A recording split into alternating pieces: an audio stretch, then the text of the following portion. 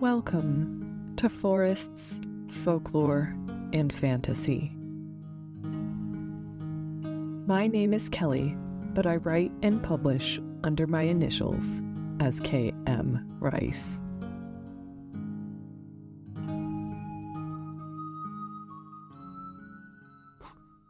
Wherever you happen to be and whatever you happen to be doing as you're listening to this, I want to thank you so much for gifting me some of your time to listen and let you know that you are most welcome here.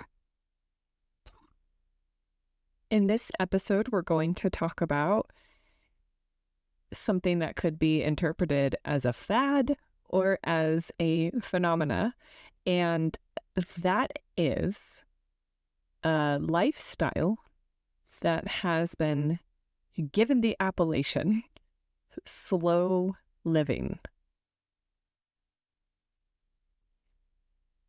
Now, I'm going to get into some varying aspects of slow living pretty soon here. And of course, look for some defining characteristics, maybe not from my classic increasingly leaned upon friend, the dictionary, but definitely from some other resources. But I want to preface it by saying that if there's a concept of slow living, then what is fast living? So fast living would be living at the pace as perceptively dictated, or rather your perception of the dictated pace of life by the media and hustle and bustle around you if you happen to live in a city. So fast-paced living is largely driven by capitalism and by consumerism. Here in the United States, we have a consumer economy. So a lot of our businesses are dependent upon people consuming, upon people buying goods. And of course, that extends far beyond the fairly common goods such as food and clothing. It then branches into things that aren't necessarily a need, but a want. And it's advertisers' job, of course, to convince you that you want that. This is something we touched on a little bit in the episode Good Enough, because one of the nasty side effects of much modern marketing is that it can leave a person feeling as if they have something wrong with them, or as if they don't have enough or are not enough. And of course, that's intentional. How are you going to sell someone who already has their basic needs met a new idea or a new product if you don't first convince them that there is something missing and that they need it?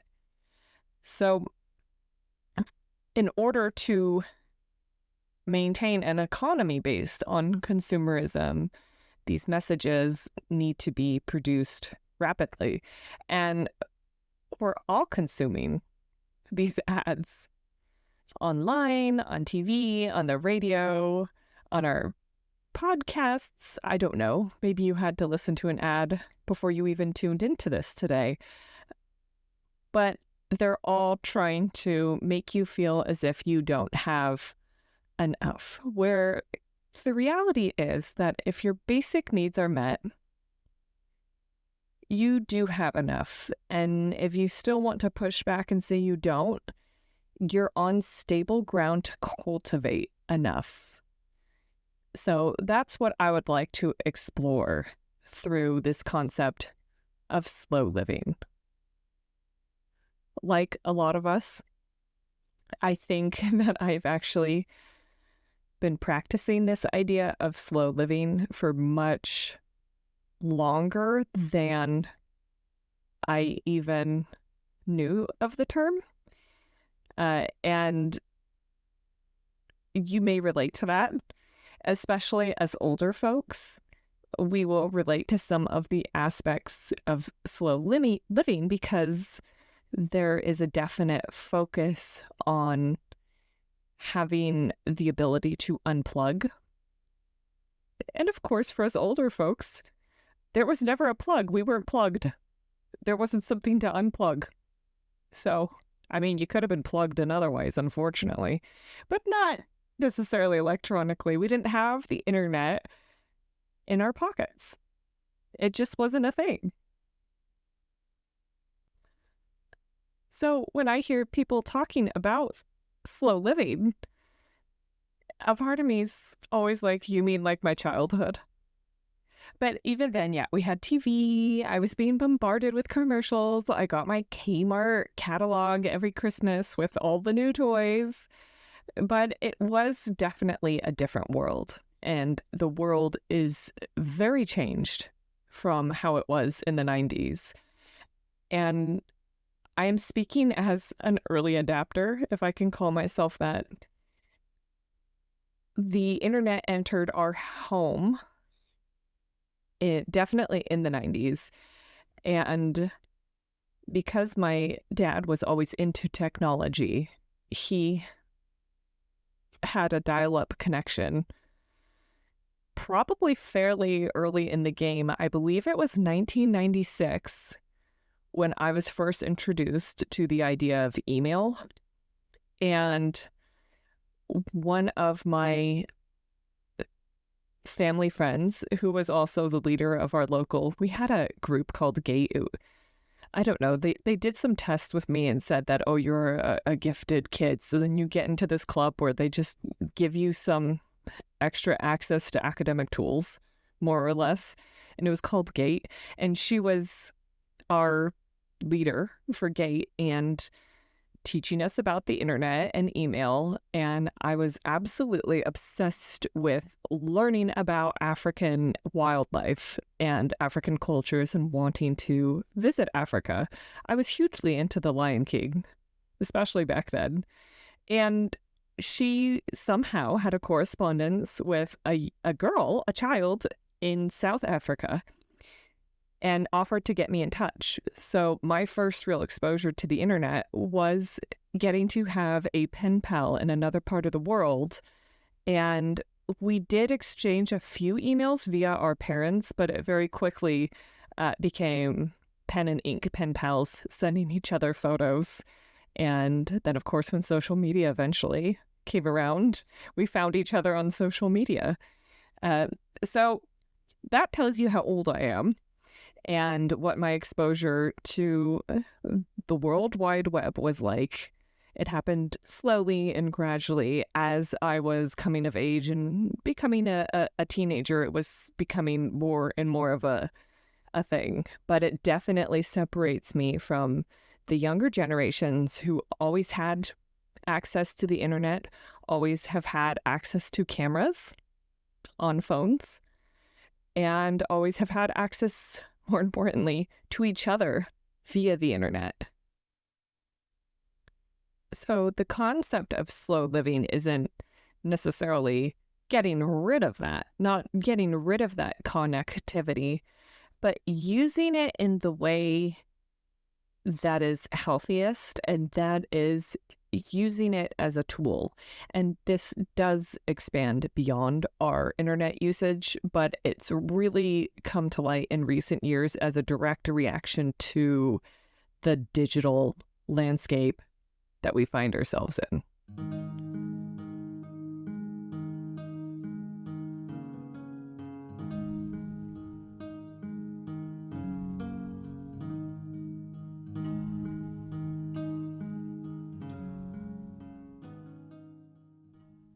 While an argument can certainly be made that this is nothing new, slow living is actually just an extension of several different philosophies and, dare I say, spiritualities.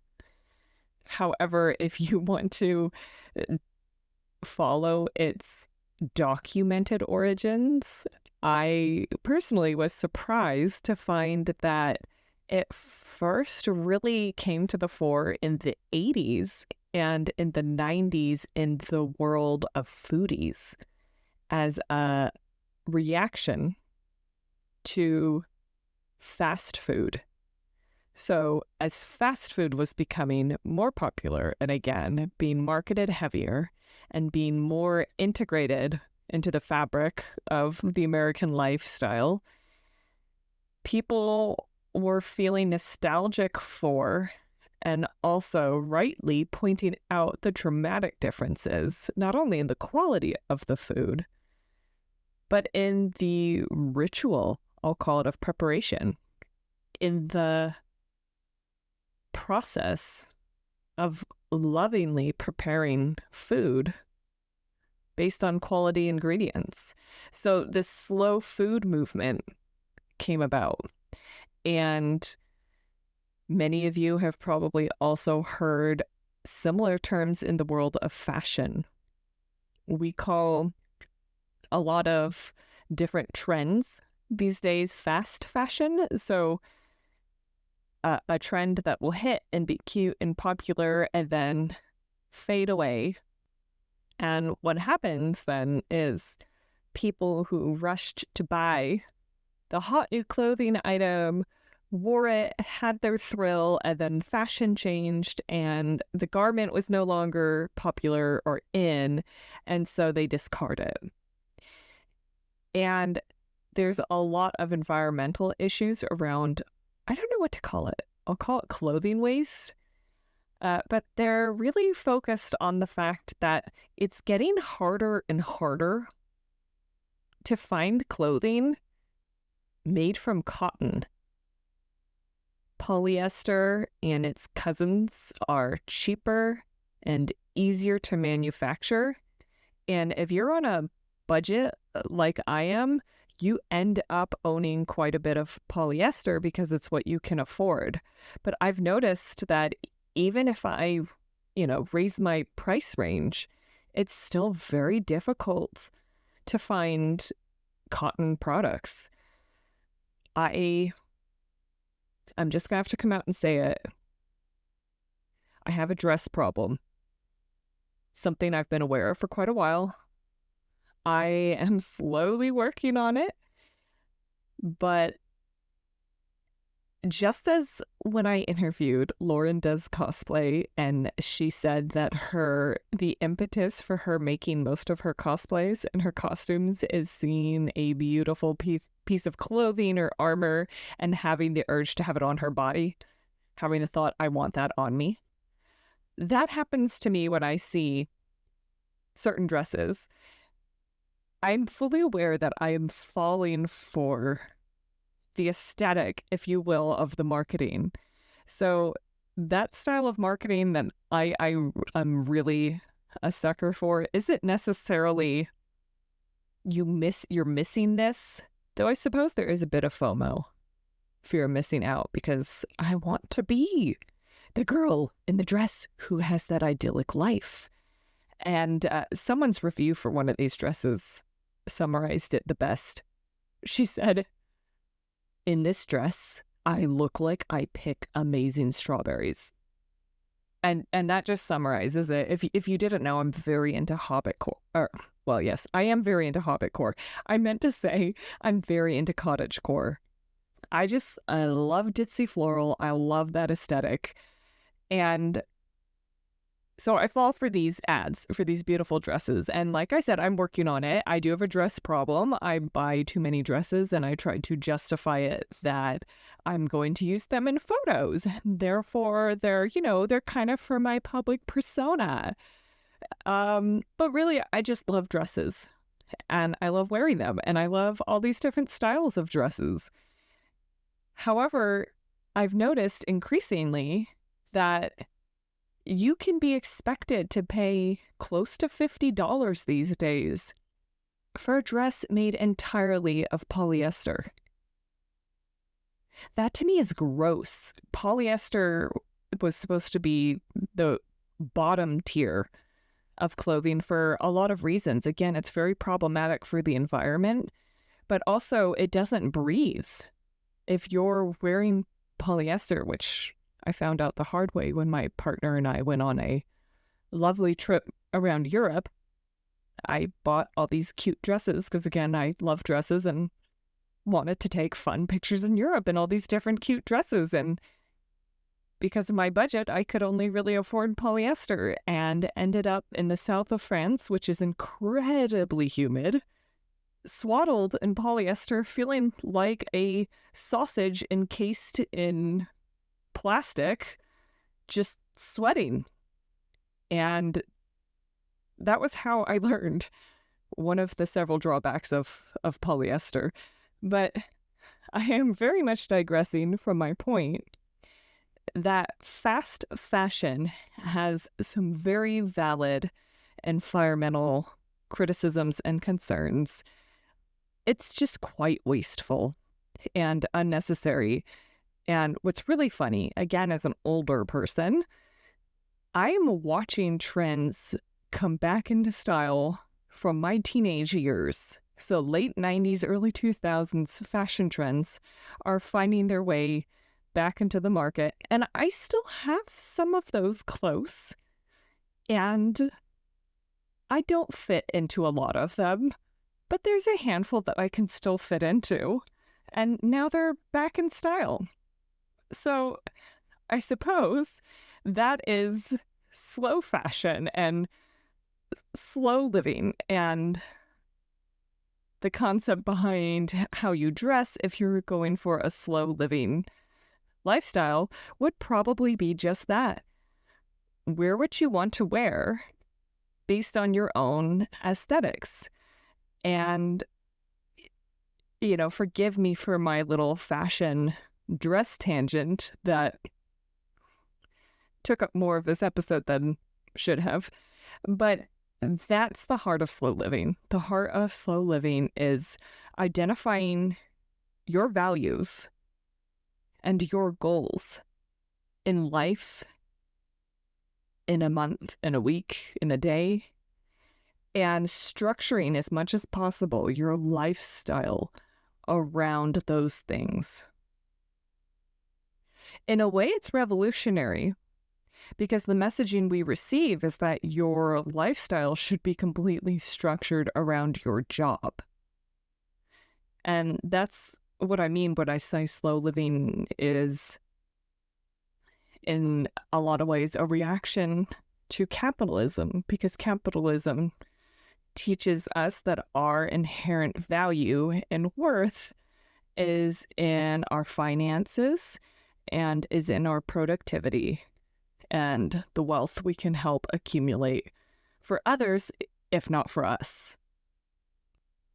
Slow living is subversive because if you are living from your heart, if you are giving yourself permission to prioritize what is vital to you as an individual, you are inherently decentralizing or decentering whatever it is you happen to do to earn an income.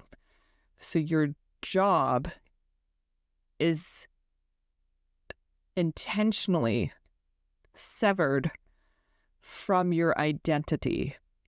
That's not necessarily a key tenet of slow living, but I find it a very important one. Hopefully, ideally, what a person does to earn income is also something that brings them fulfillment and joy. So I don't mean checking your work hours at the door or checking your job at the door and then structuring the rest of your non-working time in this idyllic fashion, but rather recognizing that that is your role, your job, your title. Whatever you do for income is just a facet of who you are. And it is not your identity. And often it's an identity assigned to us by others. And I think that's a really key component, because slow living, again, is about identifying your desires, your values, and your priorities, thus giving yourself the freedom to embrace a more honest and truthful version of yourself that you can then pursue. You can then pursue allowing your inner landscape to be reflected in the lifestyle choices you make.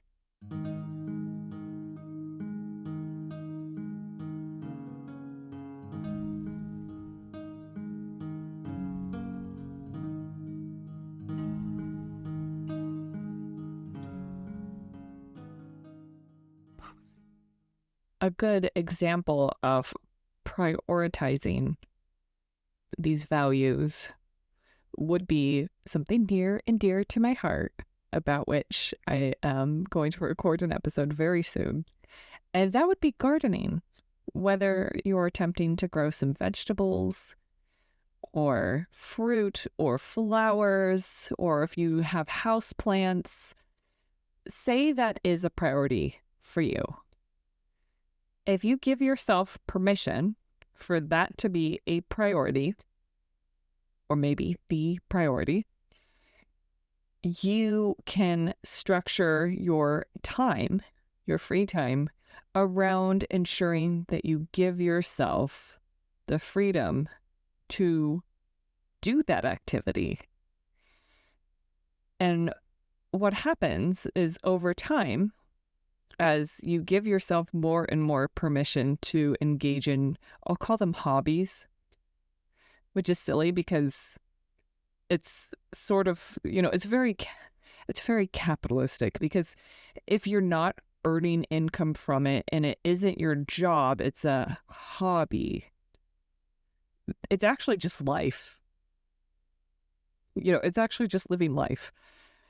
And maybe you do even earn income from it, but you don't have to earn income from anything that gives you pleasure to make it justifiable.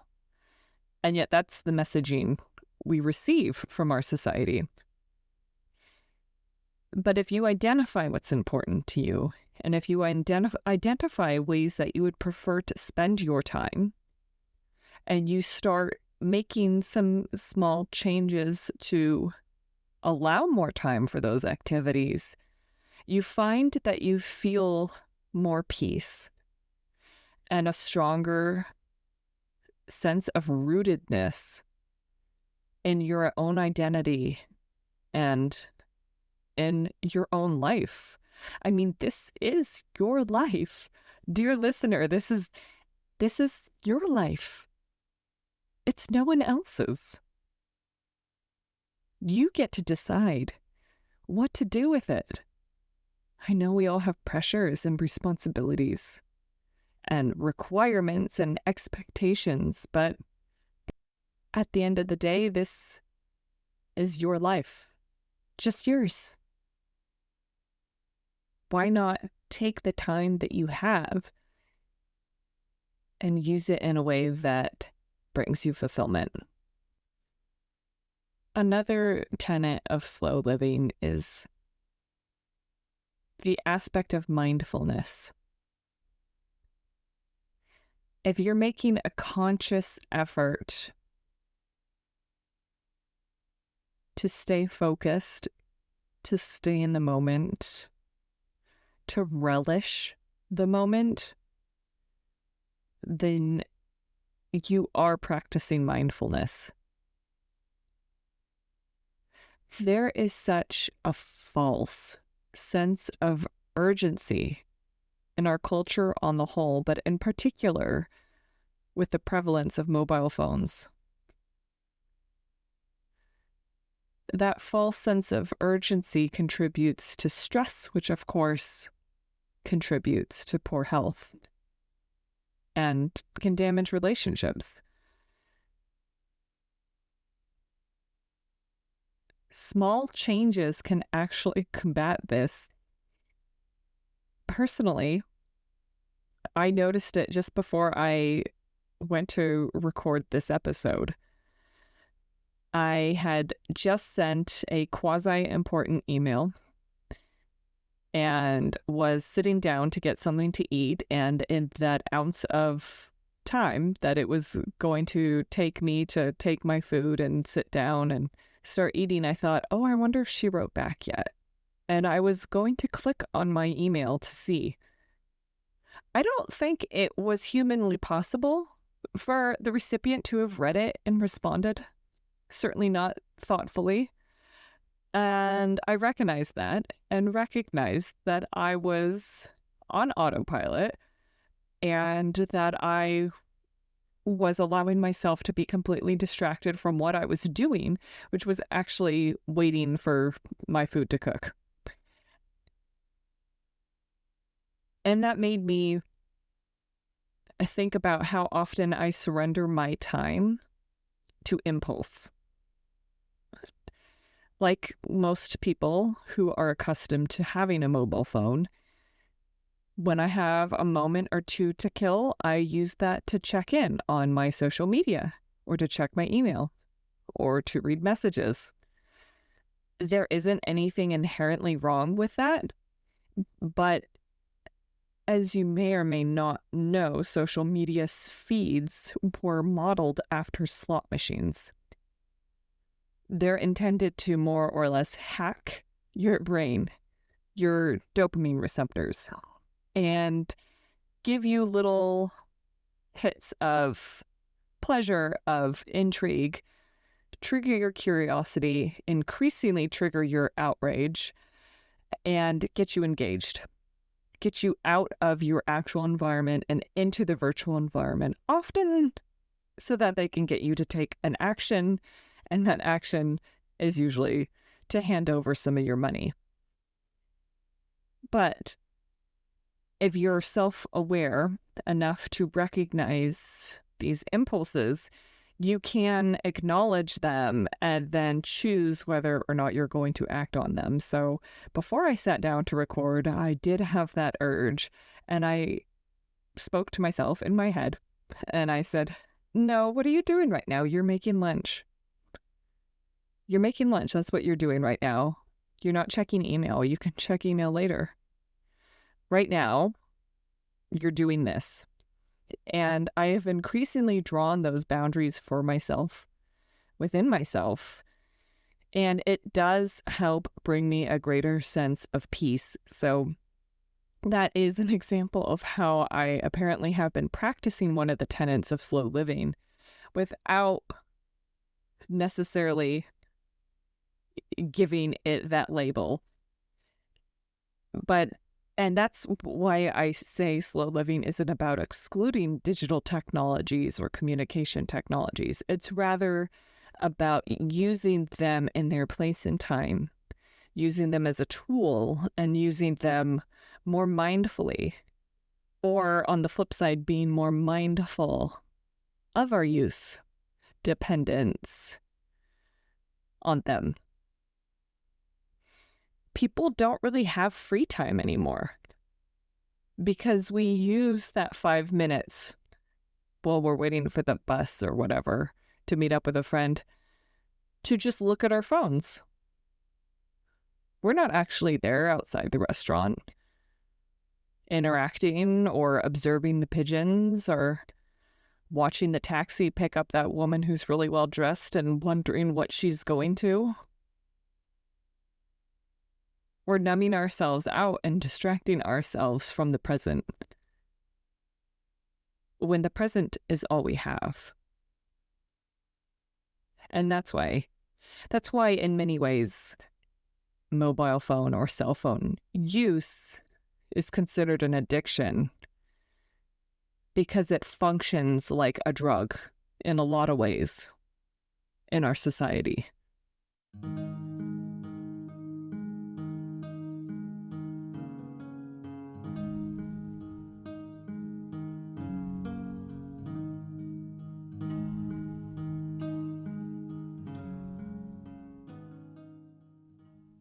Another aspect of slow living that I really adore is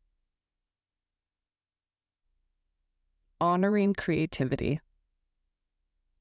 I used gardening as an example earlier, but it could just as easily be singing or playing an instrument or drawing, doodling, sketching. It could be crafting things. I'm a big crafter. It could be baking. Things that bring you joy and make you feel fulfilled really should be at the center of everyone's lifestyle.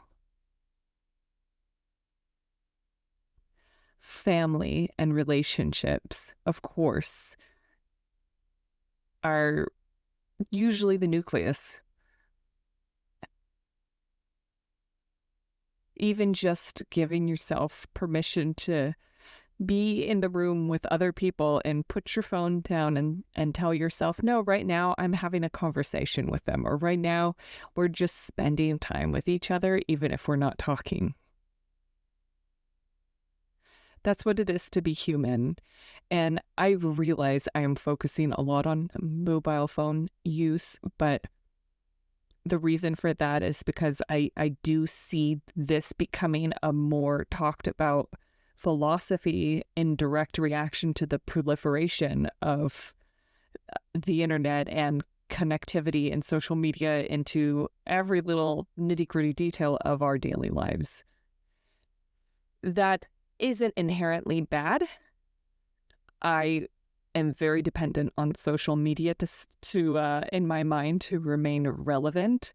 I sometimes feel like creating content is a chore. Often I find it a fun means of creative expression, and so I view social media as a tool. And it's my way to engage with folks like you. It's my way to make those bids for connection and to also hopefully put a tiny bit of coin in my pocket, because the more that I'm out there being like, this is me, this is what I'm about, the more likely it seems that someone might take notice and say, oh, she also has some novels that she's written. I wonder what those are like.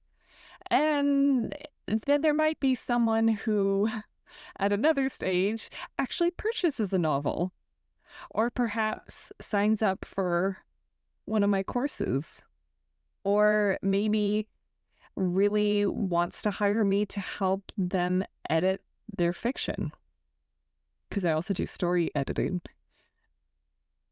It sounds very self-serving, which I suppose it is, and there is a definite self-serving aspect to why I maintain social media accounts and to why I'm producing this podcast.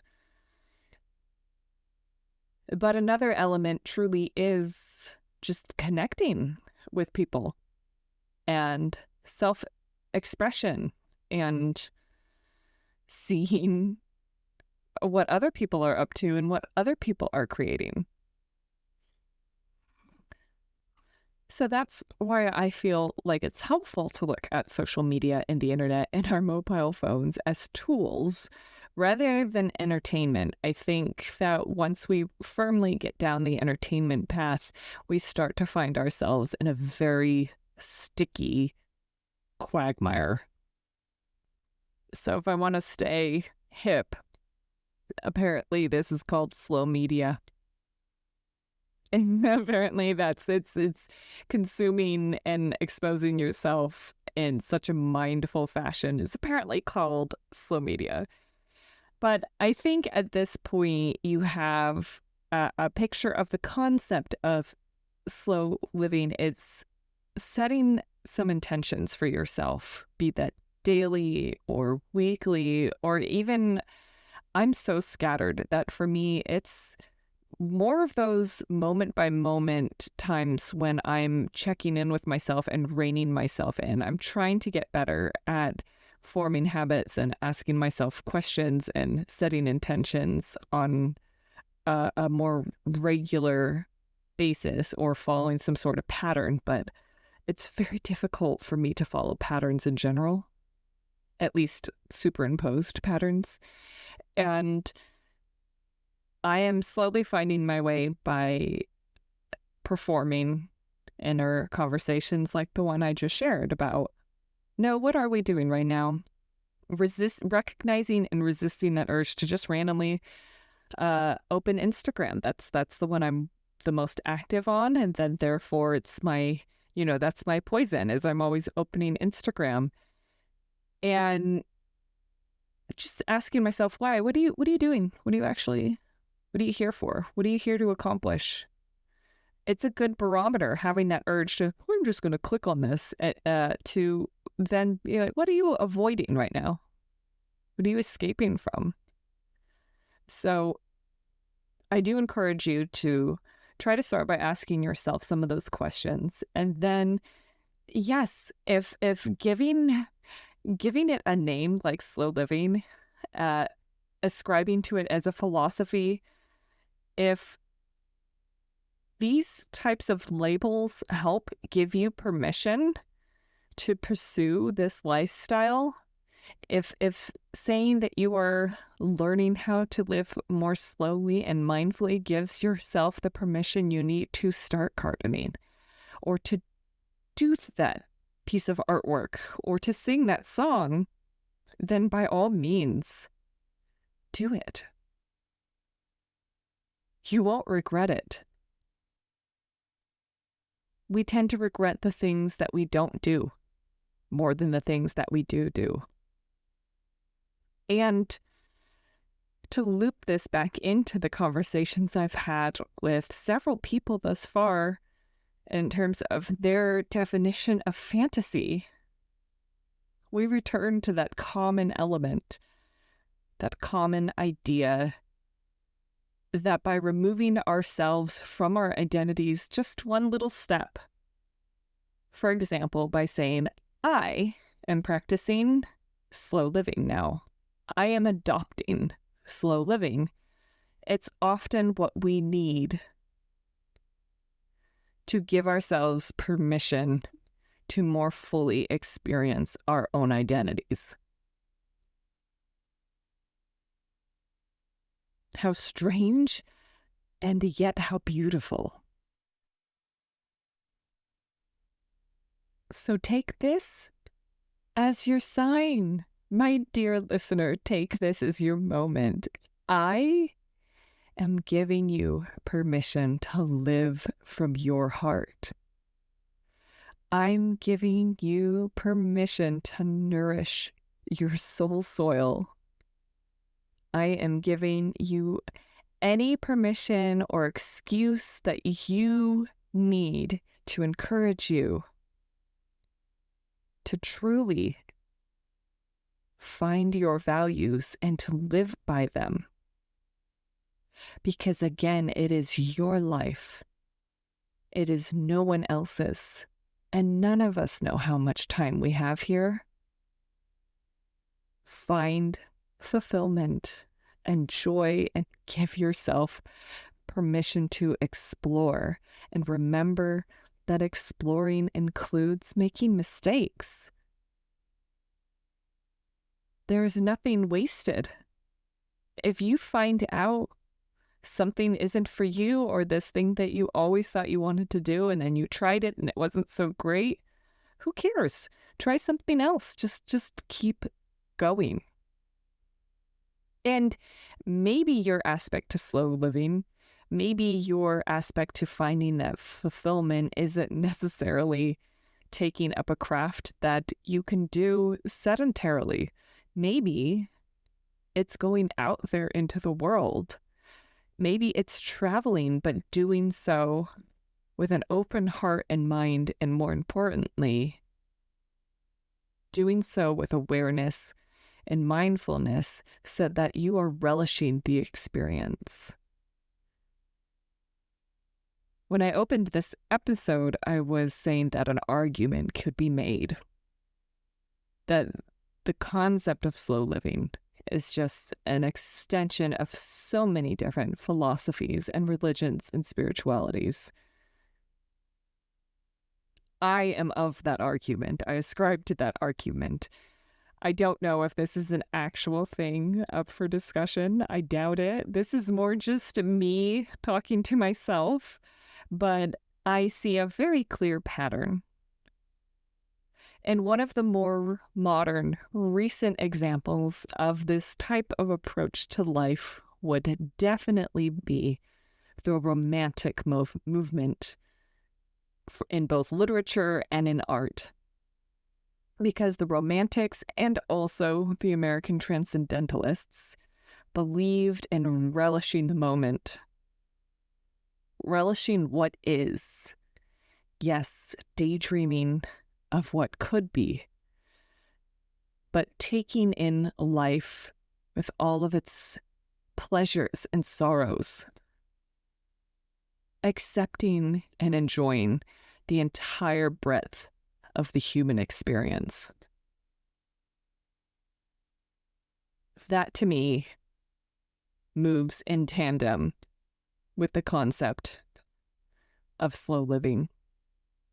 And just as much as the Romantic movement, a period that elevated emotions and feelings and the irrationality of them, in direct contrast to the previous generation and era, the Enlightenment, which of course brought forth the scientific revolution and greatly prioritized logic and rhetoric. So too is slow living a direct reaction to the assault on our senses that is the modern world, especially in the digital landscape. Thank you so very much for joining me for this exploration. Please feel free to leave comments. If you're listening on Spotify, you can do so below. If not, feel free to join me on my social media and or on YouTube or on my Patreon, where you can join for free, and leave a comment, because I would love to know. Last week I asked for your favorite cozy games or recommendations. I would likewise love to know, what changes have you made, or what aspects of your lifestyle or your life have you encouraged to facilitate a sense of a fulfilled way of being or slow living? Thank you so much again for joining me. Please do find me on the interwebs that I just bashed for the better part of 40 minutes. But again, it's a tool, and there are a lot of upsides if used responsibly. But please do find me. The links are all in the show notes. And if you are enjoying this podcast, please do give it a follow, give it a rating if it so tickles your fancy, and more importantly, share it with a friend, especially episodes like this that could help spur a dialogue. They could help spark a discussion. You can use me as your point of contention and be like, oh, she was so wrong about all this, or I thought she was right about all this. And you guys can really get into it. Use me again if I'm being used as your excuse or permission to pursue something that you feel like you need that little nudge to pursue. You can likewise use this podcast as the conversation starter, and use me as the fodder. I really appreciate all of your support so far, and just know that you warm my heart by listening and following and leaving comments on all of that good stuff, so that I know I'm not alone, and that there actually is a community out there, and that I'm not just talking into the void, as I've put it before. There are 2 episodes left in this first season of Forest's Folklore and Fantasy before I take a break and come back with another season. So thank you for the millionth time so much for listening. And until next time, may your hearth be warm and your heart be full.